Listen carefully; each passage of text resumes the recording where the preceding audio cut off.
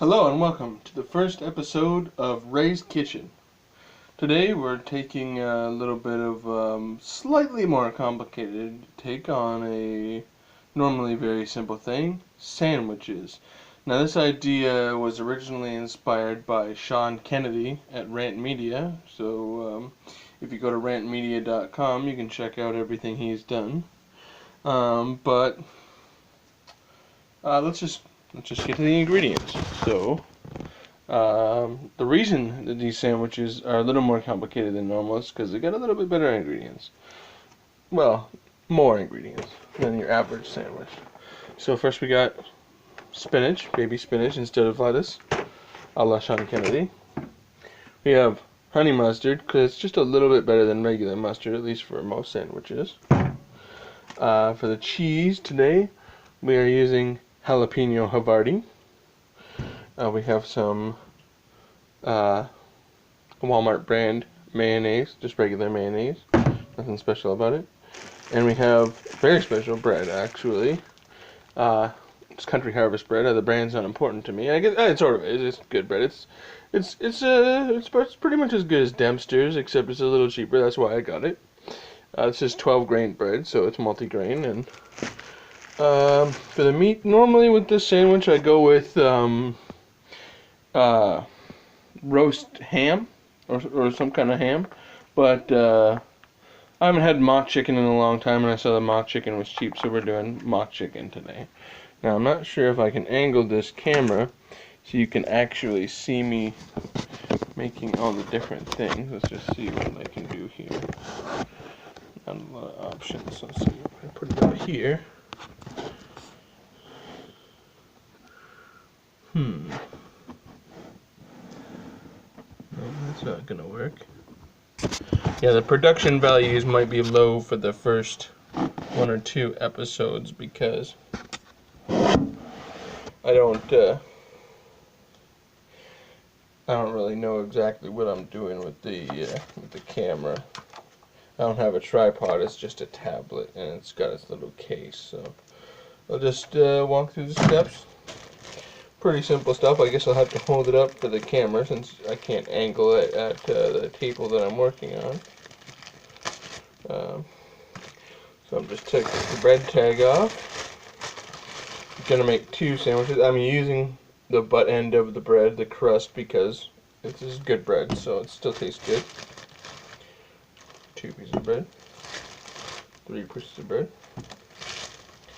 4 pieces of bread. Alright. Twist the bread back up, stick the tag on it, put it in the cupboard. Okay. So let's see. Yeah. Can I see it on the camera? This is hard because I have to look at the screen and angle the camera at the same time. So here's the bread. I'll just hold it like this. I can't actually tell if I'm filming it properly or not because I can't see what the camera's looking at, but I use a pie plate. You don't have to use a pie plate for this. I just use this because I only have so many dishes. I intentionally only have 2 plates, and they're both pie plates because they're a little more durable than other plates, especially when it comes to heat. And the reason I only have 2 of them is because I live alone and it's just easier when it comes time to wash the dishes. You don't have to do it in as many dishes. So right now I'm cutting open the cheese. So cut through the plastic, and now I just have to peel the rest back here. Now this is jalapeno Havarti, so it's very flavorful. Havarti is like mozzarella, but just with more flavor. Swiss is like mozzarella with less flavor. So basically you go, oh, I better not cut the meat yet, I better do the mayonnaise first. Basically you go on a flavor scale from Swiss to mozzarella to Havarti. They pretty much taste the same, but just less intense. I'm not sure about the process in which they're actually made. I'm just washing a knife here because I forgot to wash a butter knife. But yeah, all three, Havarti and Swiss and mozzarella, are enjoyable. It's not that Havarti is more enjoyable than Swiss or more enjoyable than mozzarella. It's just a more intense flavor with not much difference as to the actual palette of flavors or bouquet of flavors. More so a question of intensity. They are very slightly different, but if you really like cheese, you're probably gonna want to go with Havarti. But if you don't like your cheese too strong, you probably want mozzarella. Mozzarella is good for a lot of things as well. There are times when I would rather use mozzarella over Havarti, just because like I'm in the mood, or mozzarella. I can't get this open with my hands, but oh, I got it. So now I'm opening the mayonnaise. So according to Sean Kennedy, you want to go solid, liquid, solid, liquid. This I'm not doing because I'm excluding one ingredient. Normally I would make this with avocado. I would mash up the avocado with some oil and some spices. But my avocados aren't, the ones I have left aren't totally ripe, and I had a whole bunch of avocado for breakfast this morning. So I just don't want to do it. So right now, I'm just spreading the mayonnaise on. My philosophy with things like mayonnaise and peanut butter is you want to be like a bricklayer. You want to try and get this on as evenly and as uniformly as possible. It doesn't matter whether you like it thick or thin, you want it to be uniform, you want it to be the same thickness throughout the bread. Or at the very least, you want it to sink into the bread really well. So there's one piece of bread with the mayonnaise on it. That's about as much mayonnaise as I would like. And I don't think I'm going to do both sides of each sandwich. I think I'm just going to do one side of each sandwich, so two pieces of bread for two sandwiches that both have mayonnaise on them. And I'm just slathering it onto this one. I'm going to take a little, look at that. I took that much off of it because I put too much on. If you get too much on there, just scoop it back up with your knife, and then you just scrape the knife across the container so that it goes back in the container. Real easy stuff. This is no sweat, by the way. If you are the type of person that eats nothing but Hungry Man meals, and you wish you were eating something that was more substantial nutrition-wise or better for you, and you wanted to still keep it simple, this is a really good idea, and it probably will cost you more money than a Hungry Man meal, but it's got more actual food to it as well.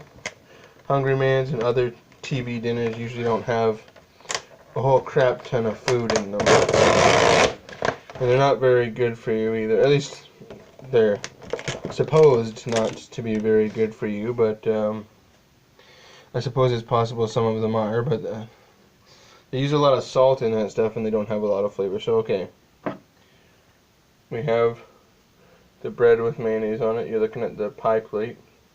This is from the bottom angle. And now we're going to add baby spinach.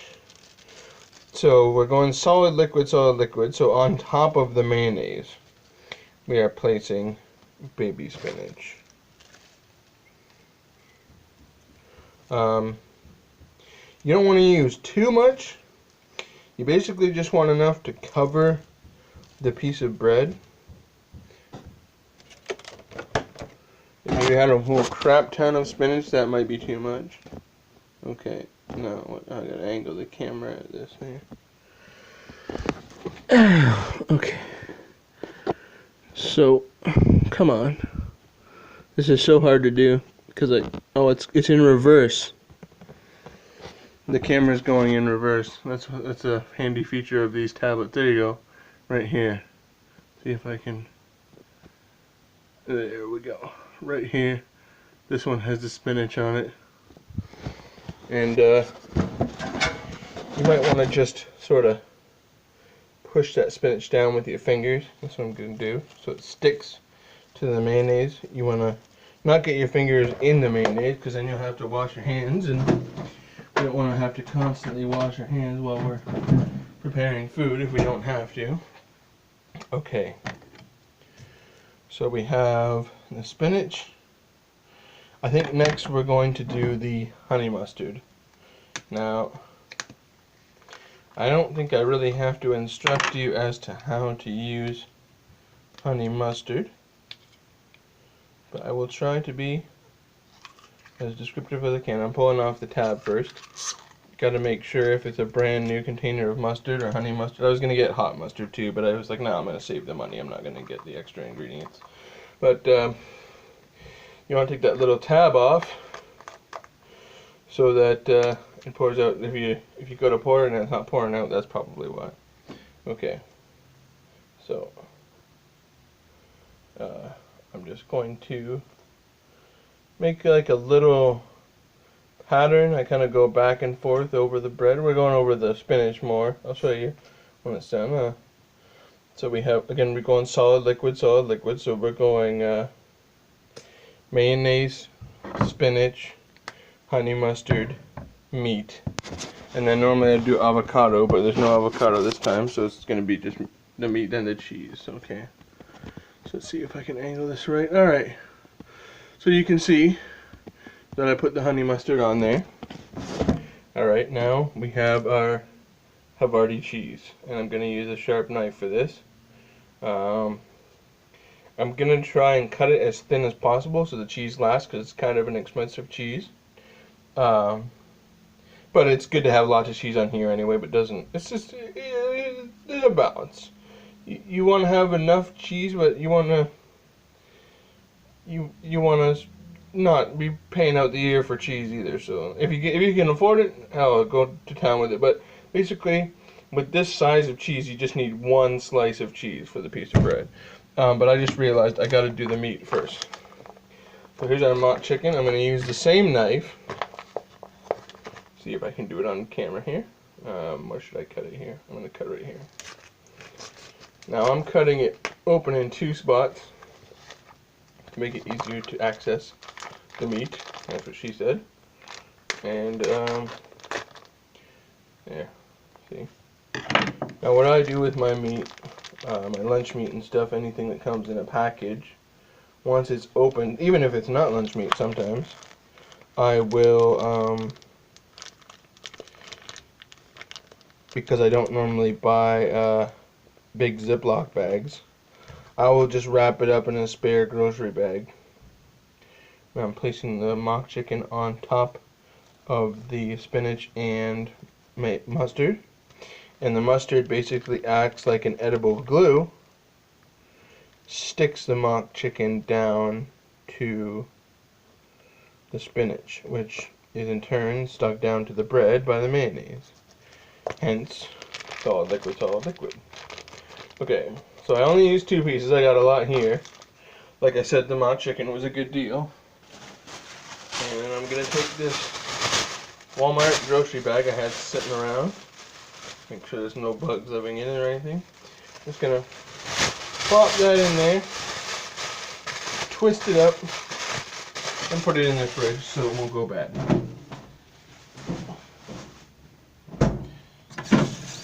The point of the bag is it stops the air in the fridge from getting at the meat and drying it out or rotting it or whatever. Okay. So, oh, come on, you stupid tablet. Actually, it's not the tablet's fault. Well, it sort of is. So we got the meat, and you know what? Since I'm not using the avocado, I'm just gonna do a little more honey mustard before I put the cheese on, because I really like honey mustard.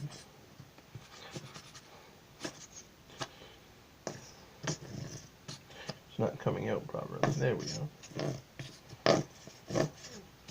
Come on. Oh, now I got some on my foot. Now when you're making food, it's not sanitary to eat honey mustard off your foot. So I'm not going to pick it up with my fingers. I'm going to use a little paper towel. Always handy to have around the kitchen. I never used to use it, then I accidentally bought a huge container of paper towel thinking it was toilet paper.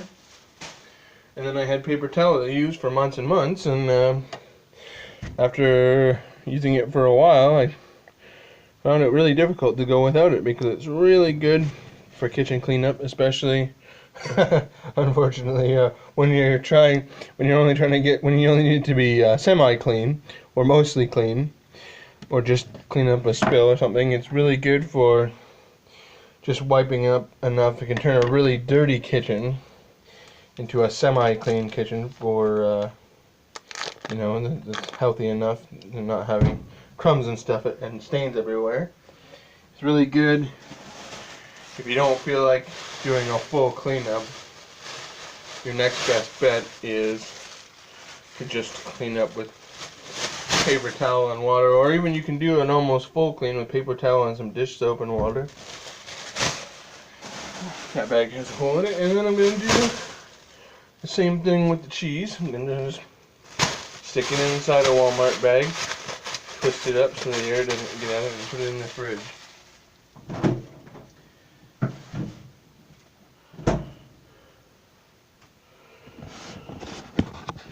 Okay, well, the sandwich is done.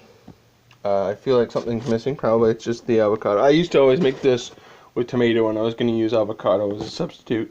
But I don't eat tomato anymore because it gives me a really bad stomach acid problems. Like I have heartburn, which is also called acid reflux.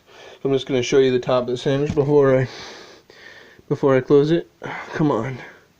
There we go. And we just flip it over.